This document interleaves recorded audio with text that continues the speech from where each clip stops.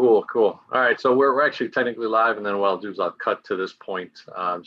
Hey, welcome to Go for CEO community. We have a live guest today. Again, one of the most powerful business people in the area. We do local business owners, startups to 25 million in revenue, and excited to actually have our first author of a book, an incredible strategic, says business questions, what's haunting every entrepreneur's growth. So excited to have him on. He has a really unique business that I want to share with you, and some of you may be inspired to even start your own business or reach out to him for your own needs. But thank you so much for coming on, Matt Willoughby. How are you? Doing well, John. Good morning. Good morning. Yeah, the book Taboo Business Questions kind of came about over my 20s. I started writing without really knowing what I was going to do with it when it was done, but I just started journaling. When I was a young business person, I was working at Chase, I was working at US Bank, and a couple other jobs here and there, but I really got frustrated with all these different mistakes that I saw business owners making, and they wouldn't listen to me. I was the young guy, I was the 20-year-old or 22-year-old, or, I didn't get my college degree until my mid-20s, so they didn't want to listen to me, and it just was really frustrating. So I started journaling about all these different problems that I saw, and then those journals became kind of bullet points of like, you need to do this, you need to do this. It became blogs. And then I've had a couple of people reach out to me and just say, look, you've got all these blogs. But at the time, before I published that book, I had about 100 published blogs on LinkedIn and on my website. And I'm like, you got to turn this into a book. And so kind of reformatted it, worked with an editor. And then I started a publishing company to publish it. So it's been an interesting journey, but I appreciate, meeting you, John, and getting to know you a little bit more. But the book is certainly filled with the meat and the potatoes. If you see the size of the book, it's not a huge book. I think it's like 120 pages, but I did it on purpose because I think that entrepreneurs kind of want to they just want to get to the bottom. Tell me what I need to know. If I want to know the stories, we'll talk about that later. And I remember when I was going to college, kind of reading a lot of, these thought leaders and their books and all of these stories, and they're really, really interesting stories.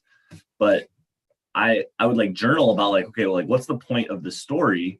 And you get 15, 20 pages into the book and you're like, well, there's one sentence that was the point. And then this whole thing was the story. Yeah. And my book's kind of the opposite. I do have some stories in there to add some color, but it is a lot of hard-hitting facts. You got to do this. You need to do this better. That's the way I wanted it to be. And let's go back a little bit, just so everybody knows. It's Strategic Voyages, Voyage, right? Or Voyages, I forget. Yeah, so the name of my consulting firm is Strategic Voyages Business Consultants. Okay. And you can find my URL. It's S like Sam, or strategic, V like Voyages. So the initials SV, businessconsultants.com. And that's the name of the company. You can find a link to the Taboo book on that website. But yeah, that's the name of the company. And so I started my own consulting company, and we help clients pre-revenue, just starting up, millions of dollars in revenue, kind of in that span that you were talking about, with financial management and consulting services, really acting as a business owner's outsourced CFO. That's really my specialty. That's what I've learned in my entire professional career, is about cash flow forecasting, lending, accounting, payroll, all the stuff that business owners don't really want to do because they want to run their business. Unless you're a CPA or you're a financial advisor, you probably don't want to be messing around with the finances. You just want to know that it's good, but you didn't go to school for, accounting. You probably went to school for maybe you're a doctor, and you don't want to mess with the books, and so you want to be the best doctor. Well, you need to have somebody making sure that your books are clean.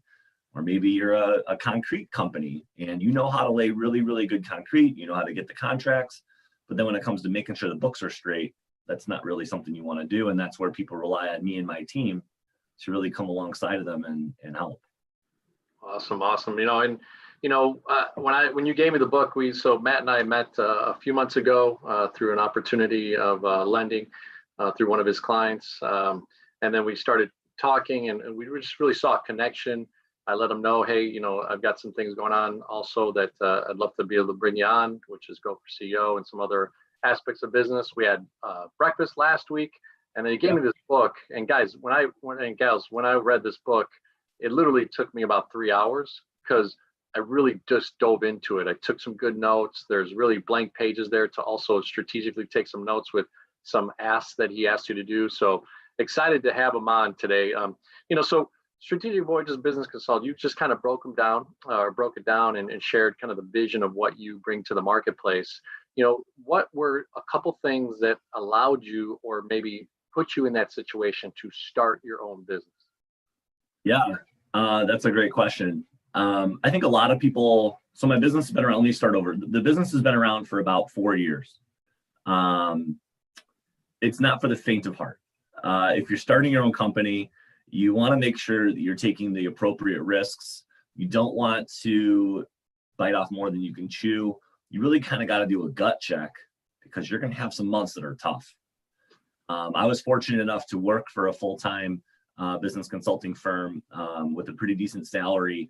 I was able to save a little bit of money. I've got good credit. I was able to get kind of the financial foundation started so that when I launched my own company, I didn't need to take on a huge loan. I didn't need to take on, tons of employees. It was just me for a long time.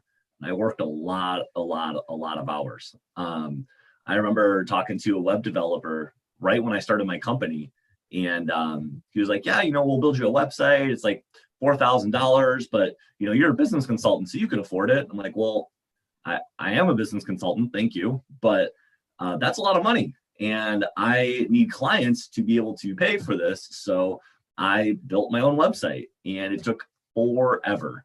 It was like, if I did the dollars per hour, I think I might have, like, if I was paying myself, it'd be like $4 an hour. Like, I spent so much time on this website, and it's not that awesome. Like, I'm not going to tell you that it's the best website ever. But my point is that as I was building my company, I wanted to take lower risks. I didn't want to invest in a $4,000 website. I didn't want to spend, $10,000 on maybe new suits or, a fancy office or really, you just kind of got to do it the minimum amount to be able to go to the marketplace and test your presentation and say, would somebody buy this? And from there, you kind of build. And so to answer your original question, I got started because I've been helping clients since I was actually 18 working at Chase with their finances, sitting alongside of a business owner that's been doing it for 20 or 30 years and just saying, look, you're spending too much money on this. We're not spending enough money on this. You're taking too much distributions. We need to get your bank account set up right. I can't tell you how many times I've helped people separate their business from their personal assets. It just blows my mind. But for me, the real passion was investing in myself, investing in other people, and building businesses. It's just what I love to do. Well, I love it. You said a couple of great things there, and I hope the community really learns from it. You didn't take enormous risks. You do have businesses out there that sometimes you put in 20, 30, 50, 100, 200, 300,000, sometimes called franchises that have certain upstart costs and those types of things.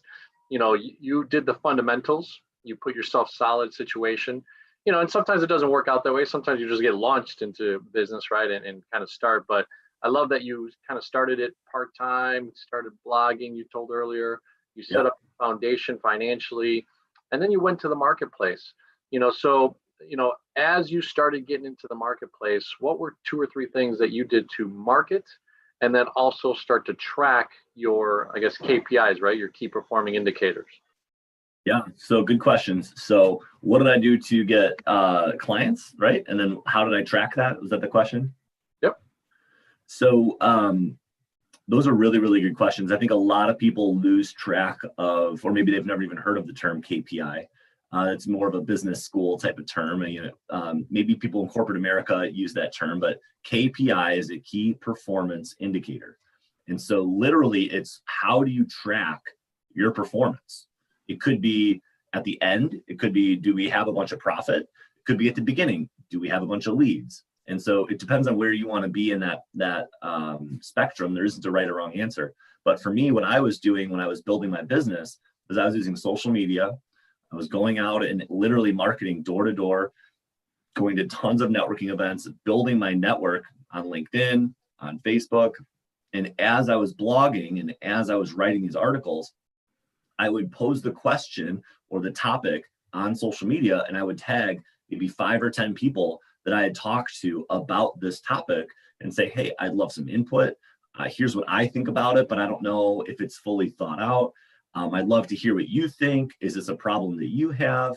And really building that community around this book really helped kind of the exposure. And then over time, the questions changed. It was more of those people that I kept tagging. You know, there might be 300 or 400 people, but I would only tag maybe 5 or 10 at a time.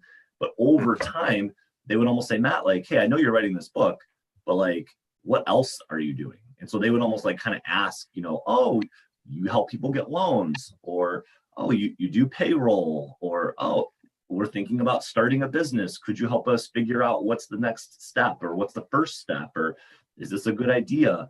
And it's some of those conversations that over time, you're building your reputation, you're building your following, you're doing all the right things organically. That was my approach. When I launched my book, I didn't just launch it in a vacuum. And I remember I've got a couple of friends who are authors, and they really kind of pushed me to write the book. But one of the most important things they told me was, do not write this book and publish it without telling everybody. And I was like, well, duh, like I'm going to tell people. They're like, no. Like every step, they're like, if you want to publish it in a year from now, backtrack all the things you think you need to do. Who are you telling? Who are you getting involved? Are you setting up an event? Do you have a live stream? Like, are you marketing your process? Because people will need to be emotionally invested and kind of intellectually like curious about your idea. You can't just flip the switch and expect to sell 1 million copies, you know, unless you're some big name, you know, maybe you're John Grisham, you know, then you could, but you know, I'm not, I'm Matt Wilhelmy. So I did that. And when I launched my book, really interesting story. I had set up a Kickstarter campaign. I don't know if you're familiar with Kickstarter. It's a crowdfunding platform. I didn't actually have the book totally published. I had the manuscript written. I had, you know, so the manuscript was edited. It was perfect, but it was some formatting stuff with the publishing. To publish the book, it costs a lot of money. Just writing the manuscript, I'm not even going to talk about that cost. But like going to Amazon and getting your first purchase, if that's where you go, or getting your ISBN number, I mean, there's some costs there. So I wanted to make sure that my audience that I had been tagging, getting involved, I wanted to make sure that they were going to be interested. And so I set up this Kickstarter campaign. I set the goal, I think, at like $3,000. That was the amount of money I needed to raise in order to get my first round of publishing, which I think was like 1,000 books. So if you do the math, it's like $3 a book ish, but that's like printing, delivered, and then you get all the books sent to you. You could probably buy it for like maybe 500 books, but then you're spending a lot more per book. Anyway, set up this Kickstarter campaign. One of the things with Kickstarter is they use an algorithm where Kickstarter will actually help market it for you if you get a very high percentage towards your goal right away. And so they kind of use this like algorithm of like, how quickly is it gaining traction? And then they advertise that for you. And so I did a ton of networking. I set an event at a local winery. I told all of my friends, everybody that I could think of, I'm hosting a Kickstarter party. I will buy you a glass of wine. I will sign a copy of the manuscript. I had a local printer print manuscripts, like not the book, but like in basically a spiral bound manuscript. Made it a big deal. I picked January 12th. Okay. We live in Chicago, John. January 12th is rolling the dice, and you're probably not nuts. It's going to be cold. It's going to be rough. I didn't know that it was going to be the snowiest day of the entire winter, but sure enough, 3 feet of snow that day. My phone was blowing up. People were like, I can't make it. I don't know. It's too snowy. I'll just buy it later. I was like, no. Like, I need people to come and buy my book. Please come. And so anyway, on this date of like the book launch, this Kickstarter party, I was at this winery. I was trying to get people to come. I was buying them wine, and I ended up selling about 300 copies of my book in one day. So in that one event in like 4 hours, and I was hustling. I was calling everybody I could think of. Hey, can you bring some people? Who do you know that you can bring? Oh, you can't come. I'll just take your credit card over the phone. Like I was hustling my butt off because I wanted to hit that goal of that $3,000 quickly so that I could get more exposure. But the whole point in that is that I tried my best to launch this book and launch this idea with as little money out of my pocket as possible before I proved the business model. And I think people really kind of skip over that step. They're just like, oh, people will buy it. I'll rent, I'll sign a 3-year lease and people will just walk by and come in. It's like, well, like nobody knows you yet. You don't have like a following. And so I'm doing it a little bit slower. I don't like taking huge risks. My overhead's very, very low. I don't have a huge debt service number. I don't have a huge rent. I don't have, really fancy cars. Everything is very, very modest. So that way I don't have this huge pressure to like sell 1 million books or make $1 million. If I do make $1 million, that'd be great. But the point is that it's a low investment initially to kind of prove you're in the market and people would want to buy what you're selling. Yeah, you lay down a lot of fundamentals, of starting a business, especially nowadays. We're in the middle of, if you're watching right now live, it's 2020. It's the craziest year we've probably all lived with the pandemic and everything, and economy and worldwide everything. I love, the CEO mindset. I've had a couple of businesses that I've in the telecommunications space, in the automotive space, in the financial space, and it's been bootstrapping type situations, right? So. Yeah.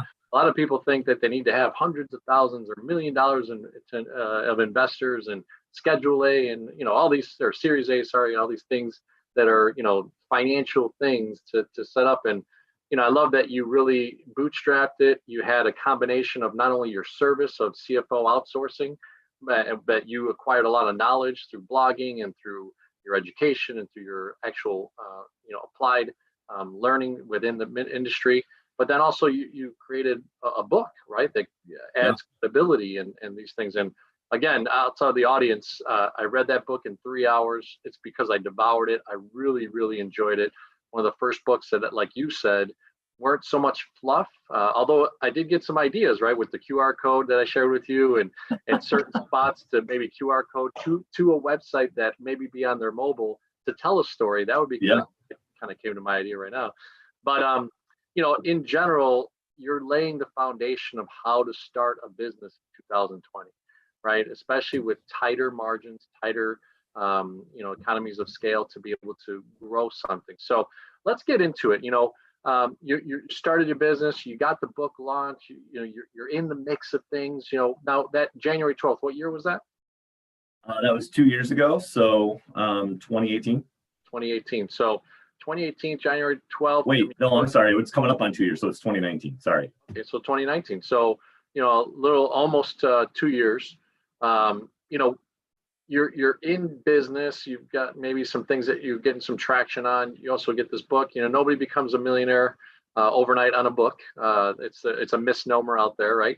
And obviously, sometimes the book doesn't launch as fast as you like, or the profits aren't there. There's a lot of people that publish books and they do have that misnomer, but the joke among authors is whatever money you spend on your first book, you're never going to make it back. Like, it's not about the first book. You want to get like book 2 or book 3 or book 5, and then you get picked up by some big publisher that'll give you that huge contract. That's kind of the joke among authors. It's not very fun, but that's.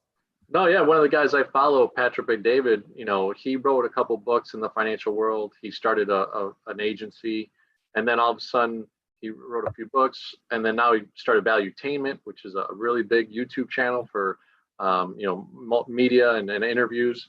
And all of a sudden he comes out with your next 5 moves, and a big publisher comes out with it, and it was just big for 3 or 4 months. It was just advertising marketing. So.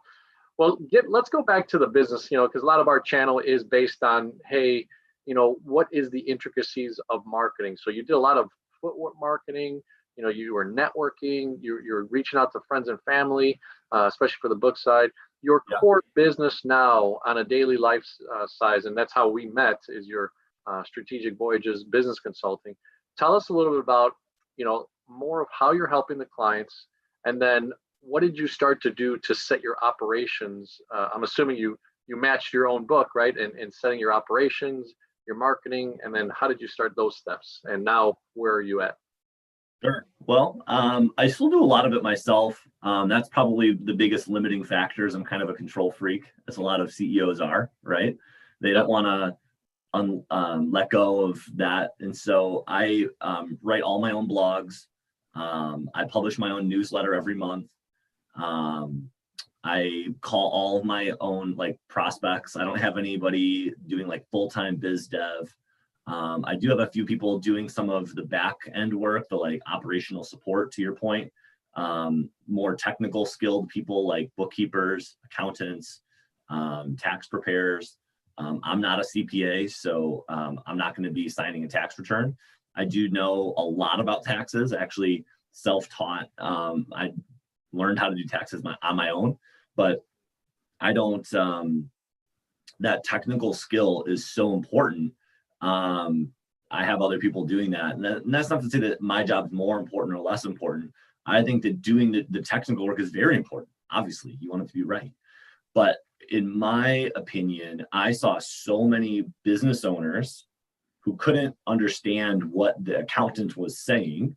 And I met so many accountants who got frustrated by their clients because they couldn't understand, well, line 37 says this, and I don't know, what's your problem? And the business was like, oh, I don't know where that came from. And it was this nightmare, because the accountant just wants to move on to the next project because they've got a list of 20 people they got to help.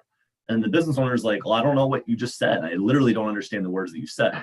And so I try to bridge that gap.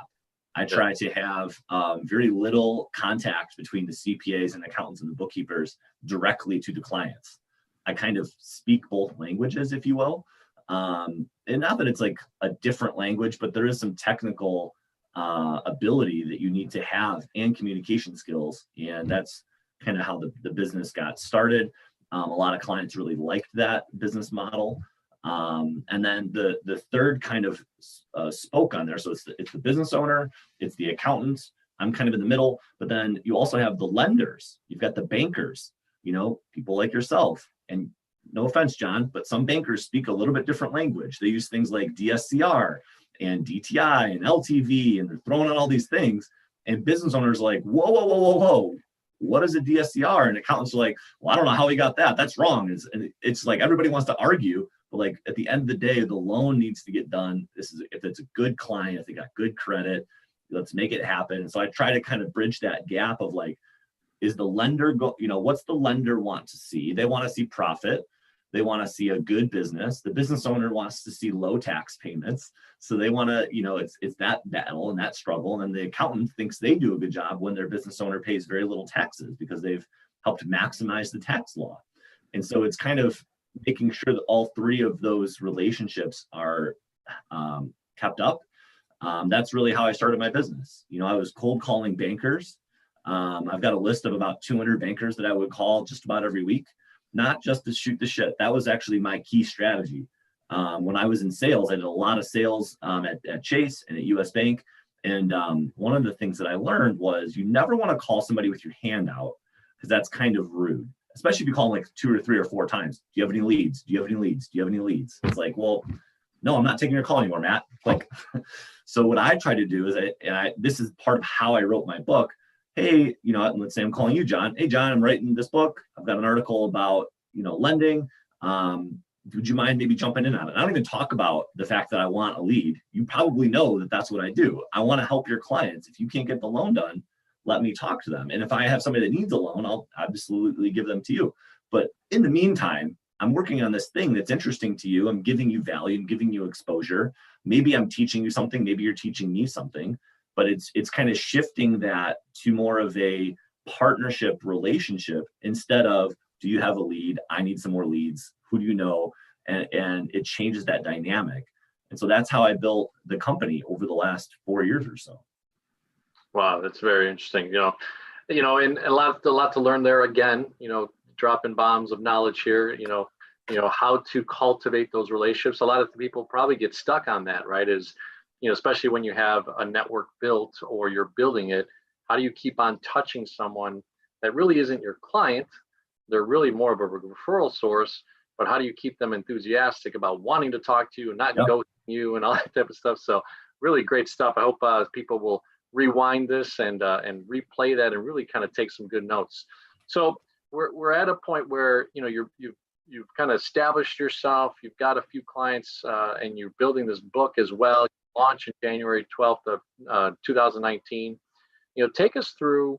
Now you've set up some operations. You've set up your marketing. You've got your sales going on. What are you doing, and you're thinking of how you're transitioning from self-employed, right, which is kind of like you're your own guy, to maybe thinking more like a business owner? And tell me a little bit about when you first got your first back office person or first person really started helping you. Because ladies and gentlemen, until you actually have someone that works with you, for you, however you want to call it, in your business, even as an independent contractor that adds value to your business, you're really just stuck in that employee, self-employed side of things. When you jump over, kind of like Kiyosaki's cash flow quadrants, to business owner is when you have someone. So tell us a little bit about that first initial person that you brought on and let go of the reins a little bit. I know you like the controls. So I was fortunate enough to have some really great contributors early on. I went to a great local university, Judson University, and it's a Christian school in Elgin, Illinois. And I did their adult education program. So I would go to school one Monday night a week while I was writing my book, while I had a career, while I was building a family. Like, I don't think I slept for like 4 years.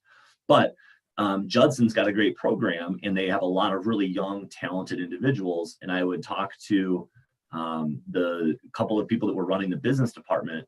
I'd say, hey, I'm building this company. Do you have anybody that just needs maybe some experience? They can write business plans. They could help me with accounting. I would absolutely pay them, but like, I need people to like want some experience. It's okay if they don't really know what they're doing. It's just going to be a little project here and there to get their exposure.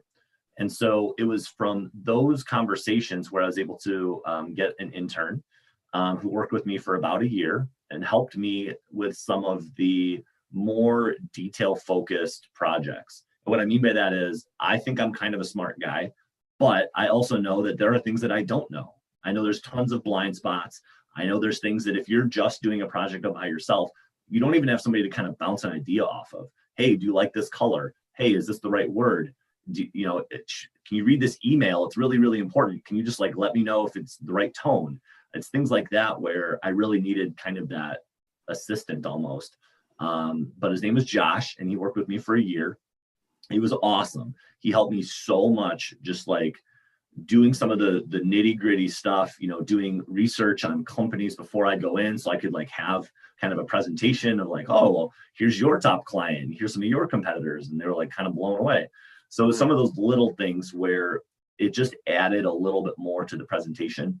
But very quickly after I started to get clients, I knew, again, I'm not a CPA, I'm not an accountant. So I was able to build relationships with a few different CPAs, and I would pay them as a consultant, or excuse me, as a contractor to do a lot of the work. And then there would be a little bit of an override for my company and my services, but I wasn't so much concerned with like, are the books right? I mean, obviously I want them to be right, but I wanted the books to be done, build that trust with that client. And then I would say, hey, Mr. Client, you've got this loan out there at whatever interest rate, it's crazy, or you're thinking about buying a building, or you're thinking about buying a piece of equipment. Can I help you with that?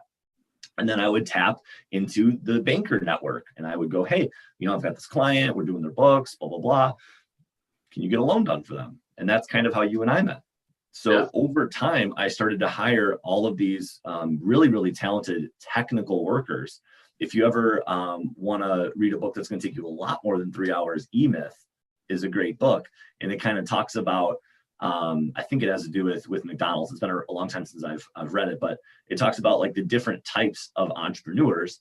And for me, I'm more of the communicator and the relationship builder and the visionary, there still needs to be that technical person in the background. And when technical people start to build a business, they generally either continue to do that technical work, or they grow internally and they're able to have a lot of those external conversations, do the marketing, but there's this constant battle. And so anyway, long story short, is I was hiring a lot of these technicians to do a lot of the back end work. And then I would kind of focus on building the business, getting more leads, making sure the contracts are tight, making sure the scope of work is right. And so today, kind of fast forwarding to now, I do all of the outbound marketing. I do all the business development.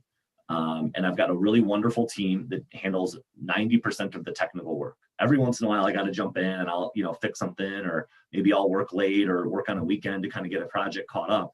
But I've got a great team that does a lot of that technical work. And now, as the business owner, to your point, I know live, because of the technology that I use, if their utilization is dropping, if their utilization is maybe too high and they need less projects, we need to get another contractor in or another employee in to help do some of the work.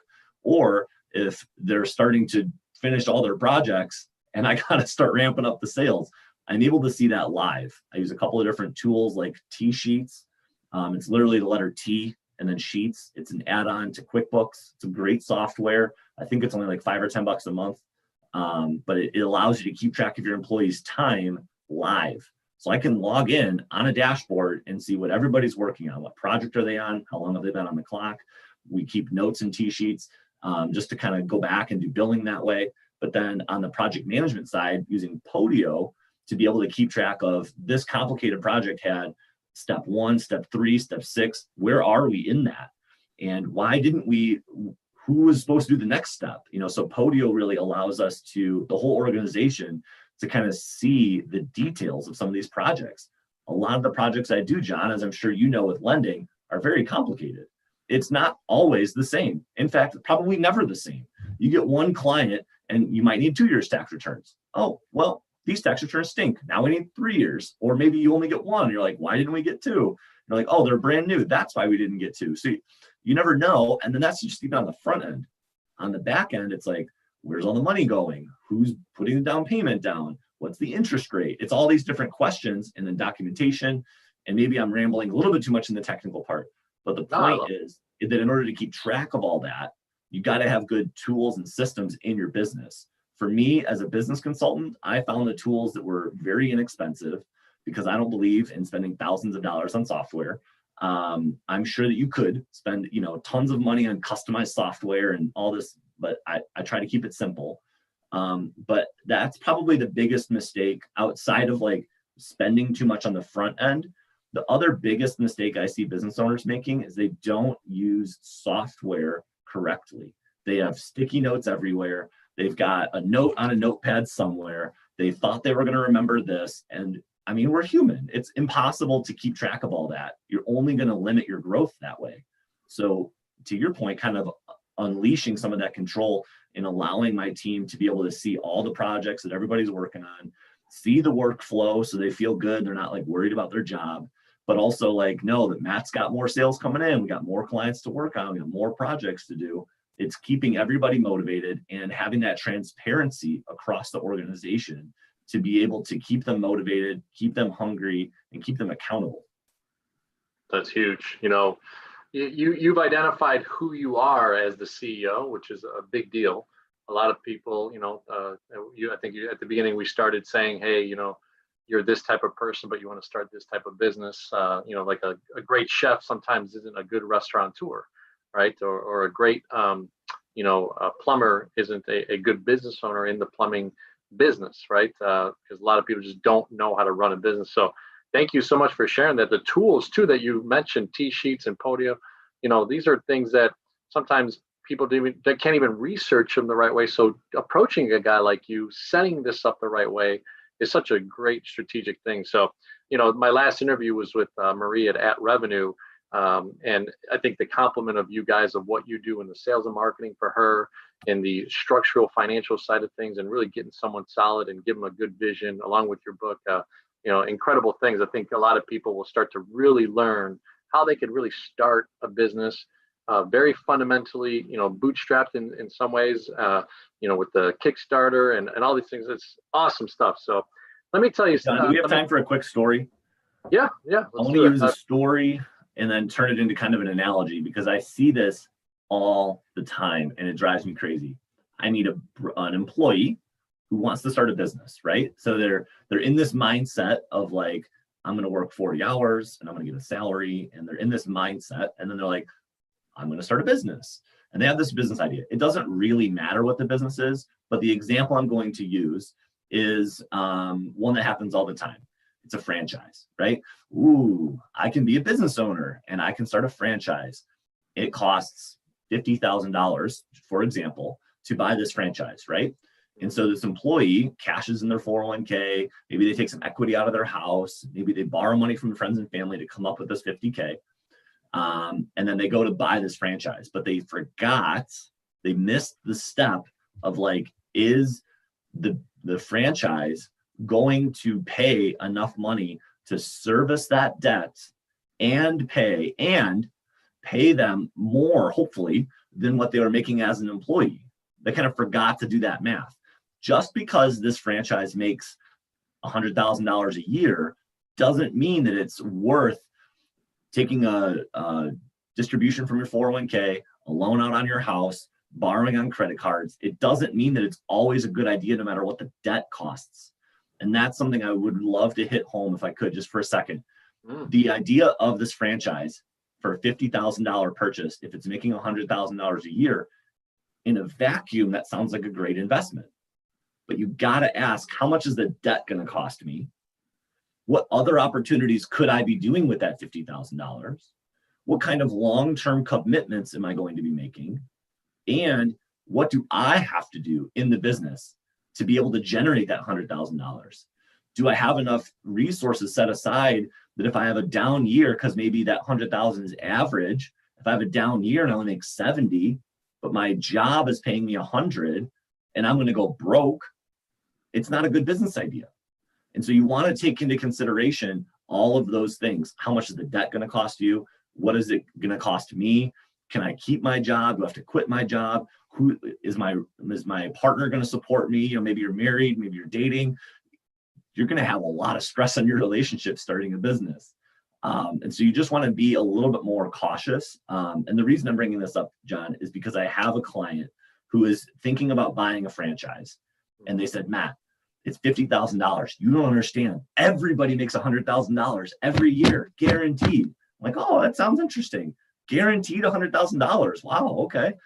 How does it work? And they told me about how it works. And I went to the website and I'm like, I don't see the word guarantee on here anywhere. Like, are they going to pay you the $100,000 if you don't make it? I'm like, well, no, but like pretty much everybody does. I'm like, all right, well, if they're printing money that fast, why do they need you then? Why don't they just keep doing it themselves? And it got the person to start thinking. And he said, Matt, they do have a financing program. I don't have the $50,000. I'll finance it through the franchisor. I was like, oh, okay. Well, how much is that? 27% interest. 27%. And so I asked this guy, I'm like, you're about to get a loan for $50,000 with 27% interest. What are the monthly payments? He's like, well, I don't know. It's interest only. Like, even interest only, if you do the math, is insane, because you still don't have that guarantee of making that $100,000. This business idea no longer makes sense. It's not a good idea. If you got the $50,000 and it's just sitting there, then it's a different conversation. But you have to borrow your investment to be able to try and figure out if you're going to make $50,000. You really got to kind of like reel it in a little bit and figure out that's what you want to do. And, I think I gave the guy a little bit of pause, hopefully, because he was about to sign up for this $50,000, 27% loan. And I just had to tell him, like, slow down and think about this. That's a big commitment. That's huge, and it's so much to think about sometimes. I also, like to recommend from the things I've done and in my previous experience, and hearing from, a lot of the gurus out there too, like, I don't know if you follow Grant Cardone. He talks about, you want to start a business, you have a good job, but you'd make that jump. Now, sometimes teaming up with a guy like yourself, it really makes sense to, because you do the math, you actually involve yourself in understanding what it's going to take, and the numbers make sense. But what about too, in this economy, especially the gig economy and all the things that are going on nowadays in 2020, if you're making 75, 80, $100,000 as a job, why are you putting 40, 50 hours to a job and not willing to put another 40 or 50 hours to your business to make that business do maybe double what you make in salary and then make the jump? So it's kind of interesting. You go from 100,000 to zero. That's the part of the story we kind of skipped. I had a full-time job before I started my company. I was working for a firm. Yeah, I was working for a firm like 60 hours a week. I was going to school full-time to get my bachelor's degree wrapped up, which was a lot of, just those two things are a lot. I had a really young family at the time. I think my daughter, when I started going to school, was maybe 2 years old. And again, I don't really remember sleeping for like 3 years. And I like skipping over that part of the process. You just don't really appreciate then getting the rewards. If you've never done that, you don't know that that's what it takes. And I'm not saying that everybody's got to go sleepless for years and years, but like, it's a lot of hard work. And if you are going to your job 9 to 5, earning whatever salary, and then coming home and just watching Netflix every night or not working on your goals, you're just uninspired.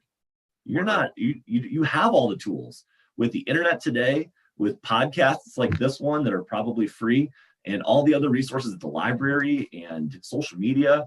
You are literally just uninspired. Yeah, I love it. I just saw a David Goggins video where he takes a wet towel and wrings it, right? And kind of does this thing, and it's, drops all the water. But then he's like, what if I could just take a little bit more? And he just keeps on squeezing it. And he's showing the metaphor, right? Of, most people, unfortunately, I forgot what the actual saying is, but most people are dead by like 29 years old, but they just don't know it for the next 40 years, right? They're already dead, because unfortunately, and not everybody needs to be an entrepreneur, a business owner. I do also say, and even in my case, I've decided sometimes to be an intrapreneur, right? And be inside of a company. This guy, Joe, is technically, if he's got that mindset, he treats your business like his business inside your business, right? So, I treat everything I do, if I do go work for corporate America, like my own business. So, entrepreneur, it's a beautiful thing. So, hey, we're coming up to the end of the interview here, Matt. And one of the things with Go for CEO community is we want to follow you over the next 6, 12 months and over the next 2, 3, 4, 5, 10 years, hopefully, and just kind of check with you, see how things are going with strategic voyages, business consultants, and give that voyage. So the one thing that we like to end with is, Go for CEO. That C is for customer experience, that E is for employee engagement, and the O is for operational excellence. And I know you touched on a few things today, but can you share kind of your value statement, your value proposition with customer experience, then employee engagement, and finally operational excellence? So the tagline is that Strategic Voyages is the outsourced CFO for companies that can't afford a full-time CFO. That's the customer side of it. The employee part of it is that I've got a wonderful team of men and women who actually really, really enjoy building businesses alongside of me, getting mentored, learning, and doing a lot of the work. And then the operational integrity is some of the software that I talked about. We do exit interviews, we do employee reviews of performance. The operational integrity is something for me as kind of a perfectionist. Things have to be perfect. I remember when I first got my logo, I don't know if you guys can see this logo. It's got some gold, there's some blue and some white. And I remember the guy who gave it to me, he's like, oh yeah, here's your logo, it's done. I'm like, well, the logo might be done, but like, I need the color codes. He's like, no, you don't. I'm like, no, I need to know like exactly what color they are. He's like, well, why do you want that? I'm like, he's like, are you gonna steal my logo? I'm like, no, I paid for the logo. I want the codes so that everything can be the same, whether I use it on a shirt, on a towel, on a website, it doesn't matter. And for me, that's the type of integrity that I want to have with clients. I do the same thing with clients. Here's all the tools you need. because it needs to be the same. It needs to be that operationally perfect outcome. I love it. Yeah, I'm going through the logo side of things. I went to Fiverr. I was cheap. I did about $67 from someone who had that quote. And I like the one that I have. I don't love it with Go for CEO. I'm working with another gentleman. I'm not sure if we're going to get to that final stage with him either. So it can be a struggle. But yeah, you're right. I actually learned the codes of R8 and D8, I think is the reds and the blues. I didn't want to be an R3. It was like too light. R10 was a little bit too dark, all that stuff. So I'm sure I can relate to that. But look, thank you so much with the simplicity that you've shared today and all the things that you're doing and how you started your business. And let's not forget business consultants, right? What's the website again? I'm sorry. Yeah, so you can buy the book on my website. It's taboobusinessquestions.com. You can also buy it on my consulting website, which is svbusinessconsultants.com. But the name of the book is Taboo Business Questions. I love it. And like I said, it took me 3 hours, ladies and gentlemen, to read this. I was really into it. And some of the questions at end of each chapter really kind of make you think about what you just read. You don't want to read chapters, especially with a content book like this, that's very specific and it's telling you what to do and not do some of the practice things. So maybe I'll convince them in the next run, Matt, to get some QR codes and interactiveness and stuff. So, but thank you so much for joining us, Matt. I appreciate the time. And I hope the Go for CEO community gets the chance to see you in 6-12 months and kind of see where your next steps have been and where you're going. Thanks, John. Thanks.